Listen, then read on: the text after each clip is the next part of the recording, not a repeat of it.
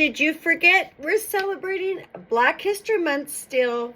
We could not allow the brouhaha of crazy people in the government to change our priorities. Also, it was officially proclaimed it is still Black History Month. Now, this is my official introduction to reading American Black folk tales told by Virginia Hamilton, who is a Black author. The People Could Fly. She has won awards. And before I say that, I would like to say I know a lot of people think, why do we have different months to celebrate different histories? Black History Month or Pride Month or Women's Month.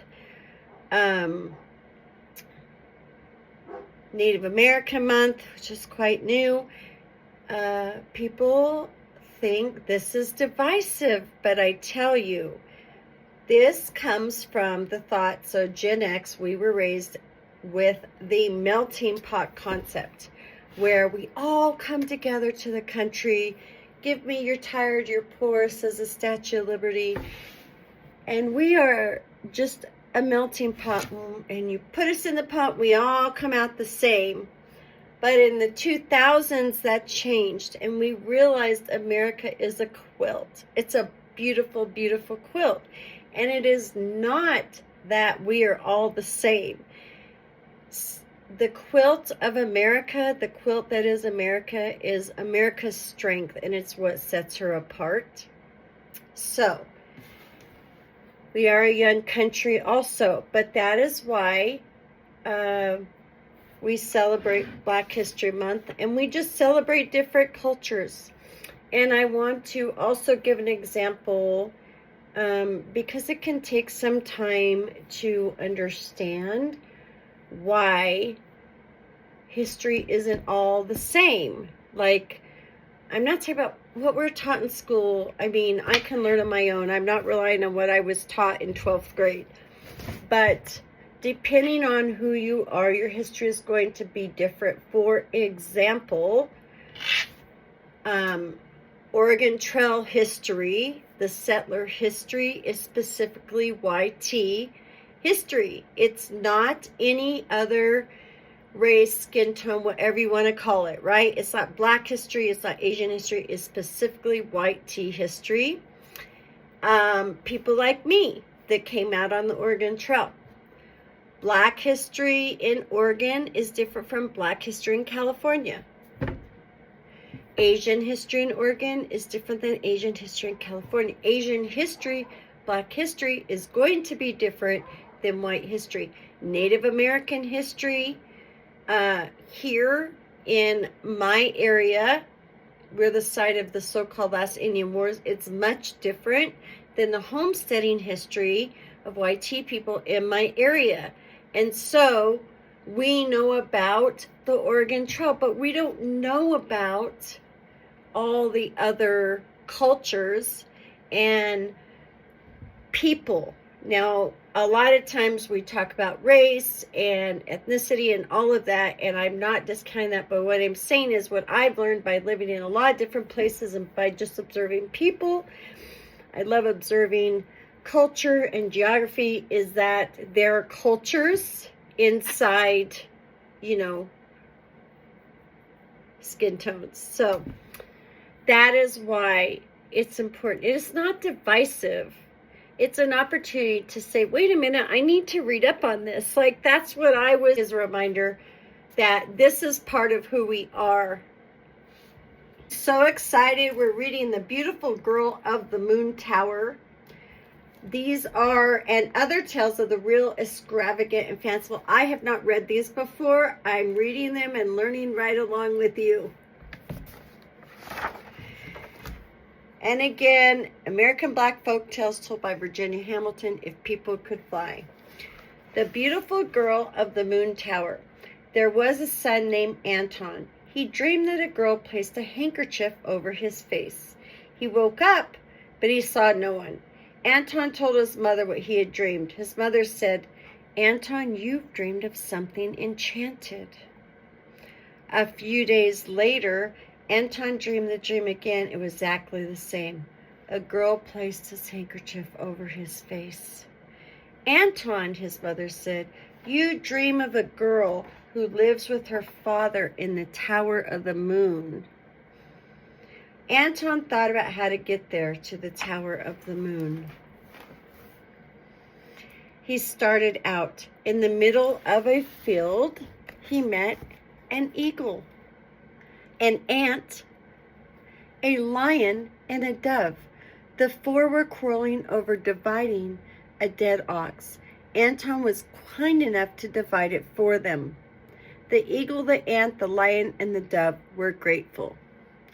The eagle said to Anton, wherever you are in trouble, call for me like this. O eagle that flies 7 miles without tiring or sweating. The ant said to him, wherever you are in trouble, call for me. O ant that goes where nobody knows. The lion said to him, wherever you are in trouble, call for me. O lion, king of the animals, and I will save you. The dove said to him, wherever you are in trouble, call for me. O dove that flies 7 miles without tiring or sweating, and I will save you. Anton went, and he kept on going. He came to a place where he did not know what to do. Then he called, I, make of me an eagle that flies 7 miles without tiring or sweating. He turned into an eagle, and he flew 7 miles without tiring or sweating. Then Anton came to the house of Mother of the Wind. Mother of the Wind said to him, good day, my grandson. Good day, my grandmother, said Anton. Why do you come here? She said to him. This is a place nobody ever came to before. My son is very bad. I'm looking for a girl who lives in the Tower of the Moon, Anton told Mother of the Wind. They heard a noise that sounded like it was breaking the trees. It was Wind coming home. When he arrived, he said, my mother, I smell royal blood here. No, you don't smell royal blood, Wind's mother said. Not here. You don't, because not a creature comes here. Then Anton called, I, make of me an ant that goes where nobody knows. And he turned into an ant. He hid in a crack of the door. Wind said, my mother, give me water. I'm thirsty. Give me food to eat. I'm hungry. I've been flown through all the trees and past every house all over the world, and now I am tired. So Wind drank, and he ate, and he lay down resting. Let me ask you something, said Wind's mother. Do you know the way to the Tower of the Moon? Oh, I came from there a minute ago, said Wind. Anyone who goes there has to pass by the inhabitants of the moon. Wind was full and he had rested, so he left to blow again, and he blew through the world. Anton, who was ant, called for dove. He said, I, make of me a dove that flies 7 miles without tiring or sweating. He turned into a dove. Anton flew and flew until he came to the inhabitants of the moon. He saw the tower of the moon. He flew to the window and he called for the ant. I, make of me an ant that goes where nobody knows. And he turned into an ant again. He went straight to the beautiful girl's room. He said, I, make of me Anton. When he spoke, Anton turned him to himself. The girl asked him, what are you doing here? Anton answered, I've come to get you to marry me. I cannot marry you, she said. My father will not let me. If there is no other way, said Anton, I will take your father's life. Go ask him where his life is. Then he called for the ant. I, make of me an ant that goes where nobody knows. The ant went under the father's bed. The girl came there to her father. She asked him, my father, where is your life? Her father said, why do you ask me? It is for some bedevilment. No, I only want to know, she said. Well, he said to her, my life is inside the belly of a hog in my garden. Inside the hog's belly is an egg. Inside the egg is my life. That ant that was Anton had been listening. He said, I, make me of a boy. Anton turned him to himself. He went to the girl's room. He said to her, now I'm going to kill that hog. I, make of me an eagle that flies 7 miles without tiring or sweating. He turned into an eagle. He flew to the father's garden. He fought with the hog, but he could not get the better of it. So he called for the lion. I, make of me a lion, king of the animals. He turned into a lion. He fought with the hog. As soon as he began to fight, the father of the girl became sick. The more Anton beat the hog, the sicker the father became. Finally, Anton unalived the hog. He opened it up and took out the egg. He broke the egg, and the father passed. Anton called for the dove, saying, I, make of me a dove that flies 7 miles without tiring or sweating. He became a dove. He flew to the window of the tower, where he turned into the ant, and he went inside. The house was covered in black. They buried the father. As himself, Anton married the girl. He became king of the inhabitants of the moon, and the beautiful girl of the tower became queen. Exaggerated reality tales such as The Beautiful Girl of the Moon Tower stand apart from most folk tales because of the individuality of their characterization and setting. They seem to be real or true, and they present to us real people. However, there are elements in them that can only be called fanciful or extravagant. This tale from the Cape Verde Islands, told by Cape Verde Island immigrants to America, is one of the series of Anton tales with his life is in an egg and transformation motives. Anton, a symbol of the poor and weak, triumphs with the helps of animals and magic, and with the beautiful young woman as reward. Tales translated from the Portuguese and Cape Verde dialects are far less colloquial than the majority of Black folk tales.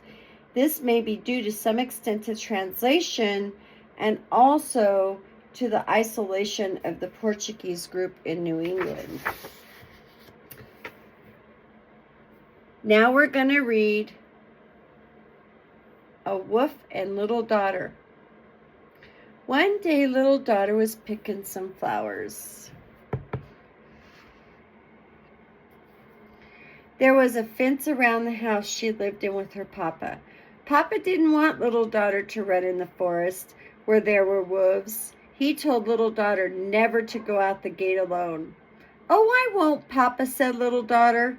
One morning her papa had to go away for something, and little daughter thought she'd go hunting for flowers. She just thought it wasn't harm anything to peep through the gate, and that's what she did. She saw a wild yellow flower so near to the gate that she stepped outside to pick it. Little daughter was outside the fence now. She saw another pretty flower. She skipped over and got it, held it in her hand. It smelled sweet. She saw another and she got that too. Put it with the others. She was making a pretty bunch to put in her vase for the table, and so little daughter got farther and farther away from the cabin. She picked the flowers, and the whole time she sang a sweet song. All at once, little daughter heard a noise. She looked up and saw a great big wolf. The wolf said to her in a low, gruff voice, "Sing that sweetest, goodest song again." So the little child sang it, saying, "Tre blah, come qua, chemo." And pit-a-pat, pit-a-pat, pit-a-pat. Little daughter tiptoed toward the gate. She's going back home, but she hears big and heavy pit-a-pat, pit-a-pat coming behind her. And there's the wolf. He says, "Did you move?" in a gruff voice. Little daughter says, "Oh no, dear wolf, what occasion have I to move?" "Well, sing that sweetest, goodest song again," says the wolf. Little daughter sang it. Tre blah, come qua, chemo, and the wolf is gone again. The child goes back some more. Pit-a-pat, pit-a-pat, pit-a-pat, softly on tippy-toe towards the gate. But soon she hears a very loud pit-a-pat, pit-a-pat coming behind.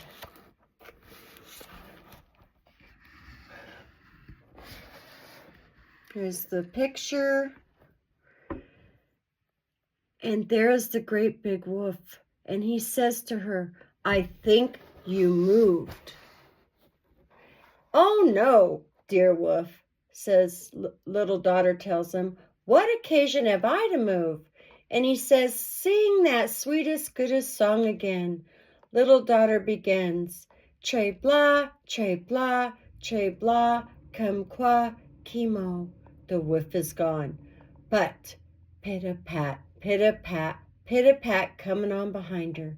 There's the wolf. He says to her, he says, you moved. She says, oh no, dear wolf, what occasion have I to move? Sing that sweetest, goodest song again, says the big bad wolf. She sang, tre blah tre blah tre blah come qua chemo. The wolf is gone again, and she, little daughter, pit-a-pat, pit-a-pat, pit-a-pat, away home. She is so close to the gate now, and this time she hears pit-a-pat, pit-a-pat, pit-a-pat on quick behind her. Little daughter slips inside the gate. She shuts it, crack, plick, right in that big bad wolf's face. She's sweetest, goodest, safe.